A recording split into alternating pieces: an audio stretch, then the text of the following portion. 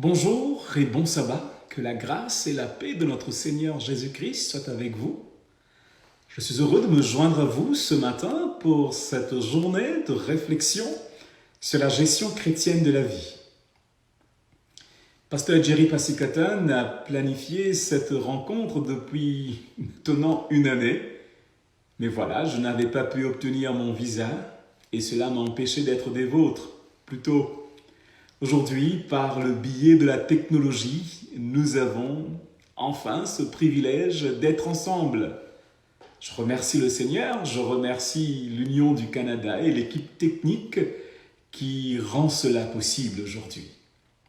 Je prévois 3 présentations autour du thème général « Créer et racheter pour être des gestionnaires ». Le mot « identité » reviendra toujours.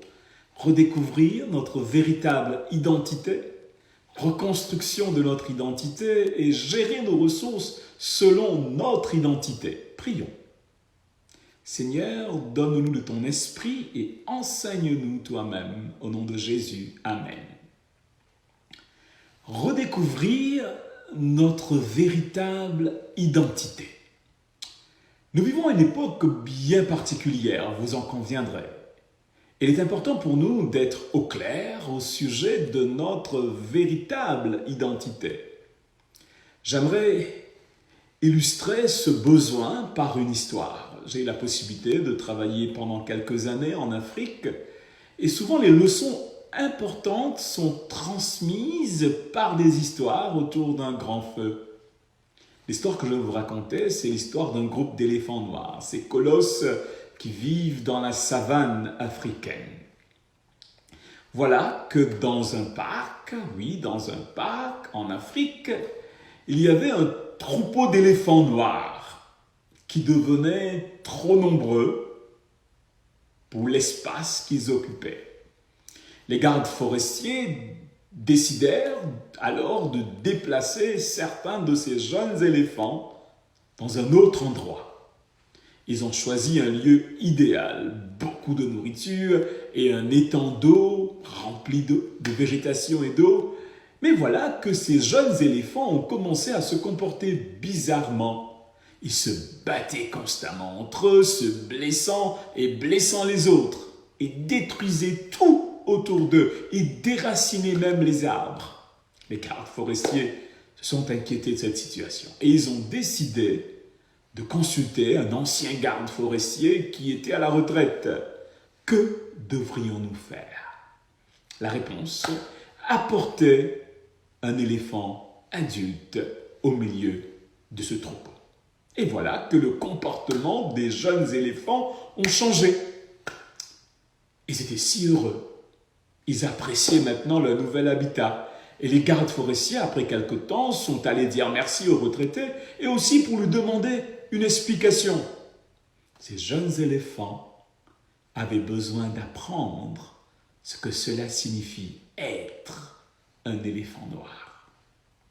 Chers amis, connaître et vivre selon notre identité est un essentiel si nous voulons vivre pleinement et profiter de la vie que Dieu a pour nous. Surtout lorsque nous traversons par des territoires inconnus, non balisés, comme le temps dans lequel nous vivons aujourd'hui. Connaître notre véritable identité. En tant que créationnistes, vous et moi, nous croyons que tout ce qui existe a une finalité et un but. Quelles sont les raisons d'être de l'existence humaine? Qu'est-ce être un humain? Cette présentation est une quête pour redécouvrir notre véritable identité et ses implications pour notre vie de croyant. Le gestionnaire fidèle est celui qui gère sa vie en harmonie avec l'identité établie par Dieu. Pour parler de cela, j'aimerais que nous commencions en voyant la relation qui existe entre Dieu et l'homme. Lorsque nous savons la relation qui existe entre Dieu et l'humain, il nous est plus facile de comprendre quelle est notre identité. Qui est Dieu pour l'humanité? Le récit de la création nous informe au sujet de 5 affiliations de base qui existent entre l'humain et Dieu. D'abord, Genèse chapitre 1er, verset 27, Dieu est créateur. Dieu créa l'homme à son image. Il le créa à l'image de Dieu. Il créa l'homme et la femme. Si Dieu est créateur, nous sommes donc ses créatures. En tant que créature, ma raison d'être est d'adorer. Adorer Dieu, le louer pour ce qu'il est et ce qu'il fait dans ma vie. La question à se poser, au milieu de ma routine quotidienne, est-ce que je vis comme un adorateur? Est-ce que je vis selon mon identité de créature de Dieu? Deuxième affiliation, l'humanité a un modèle. Nous lisons au verset 27 toujours, Dieu créa l'homme à son image. Il le créa à l'image de Dieu. Il créa l'homme et la femme. Dieu est un modèle.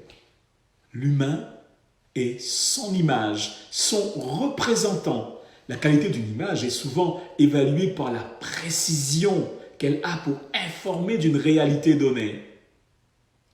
Sommes-nous une image précise de Dieu? Sommes-nous le reflet de Dieu? S'il est convenu que l'attribut fondamental de Dieu est l'amour, le fait d'être aimant, attentionné, est donc un attribut pertinent pour l'humanité.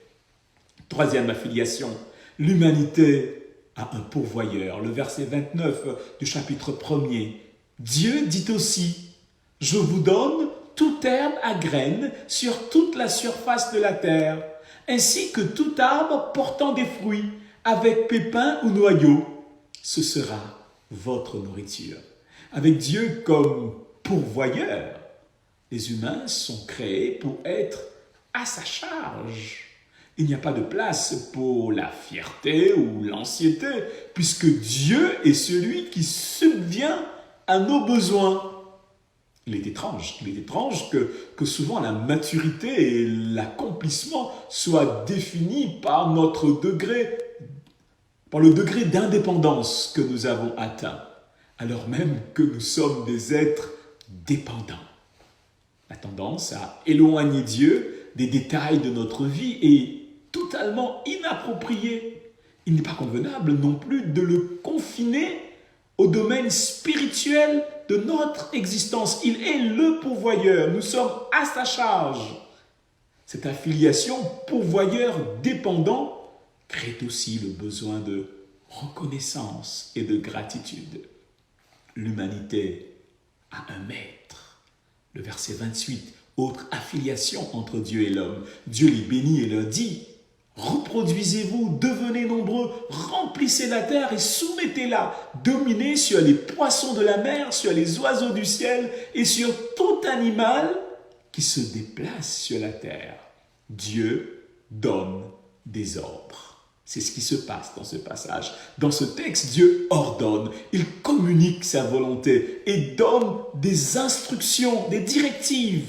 Un Dieu maître et Seigneur implique que les humains, vous et moi, nous sommes conçus pour être serviteurs appelés à suivre ses instructions. Mais voilà, en contraste, les gens sont souvent enclins à fonctionner que dans le mode suivant. Aucun ordre à recevoir de quiconque, même pas de Dieu. Les lois de Dieu sont rejetées ou modifiées selon nos préférences, alors même que Dieu est maître et nous sommes serviteurs. Cinquième élément, l'humanité a un compagnon. Le 7e jour, Dieu avait achevé l'œuvre qu'il avait faite. Et le 7e jour, il se reposa de toute son œuvre. Alors Dieu bénit le 7e jour et le sanctifia parce qu'il s'y reposa de toute l'œuvre de création qu'il avait faite. Nous connaissons ce texte, n'est-ce pas? Le sabbat. Le sabbat est le point culminant de la création. Le message du sabbat est que les humains, vous et moi, sont des êtres sociaux. Nous sommes créés pour une relation avec Dieu et les autres. de notre société, caractérisée par le consumérisme, il n'est pas rare que la recherche pour avoir, pour acquérir, pour posséder prévale sur les relations. Le vide souvent ressenti au milieu de tout ce que nous avons, sont souvent causés par cet élément manquant, le relationnel. Ces 5 affiliations spéciales entre Dieu et l'humanité nous informent au sujet de notre raison d'être. Notre affiliation avec Dieu, raison d'être pour l'humanité. D'un côté, nous avons un Dieu créateur, donc je suis créature. D'un côté, nous avons un Dieu qui pourvoit, donc je suis indépendant. D'un côté, Dieu nous a créés à son image, donc je suis représentant. Dieu les visitait et donna le sabbat, donc je suis invité à cultiver des relations. Dieu leur donna de prendre soin du jardin, donc mon identité est d'accepter et d'accomplir la mission. Le gestionnaire fidèle est celui qui vit selon la raison d'être, les raisons d'être que Dieu a établies pour l'humain à la création. C'est cela, vivre selon l'identité que Dieu m'a donnée. Mais voilà que le péché est entré dans le monde et tout est bouleversé. J'aimerais ce matin vous proposer une définition du péché. Le péché est d'ignorer les raisons d'être que Dieu a établies à la création. Je vous invite à considérer la suggestion qui se trouve au cœur même de la première tentation. Vous connaissez cela. Vous serez comme Dieu, Genèse 3:5. C'est une proposition du diable de mettre de côté le dessein initial de Dieu pour l'humanité. Le tableau ci-dessous nous montre la déviance que le péché a apportée à l'identité humaine. Notre raison d'être, vous vous rappelez de cela, vous serez comme Dieu.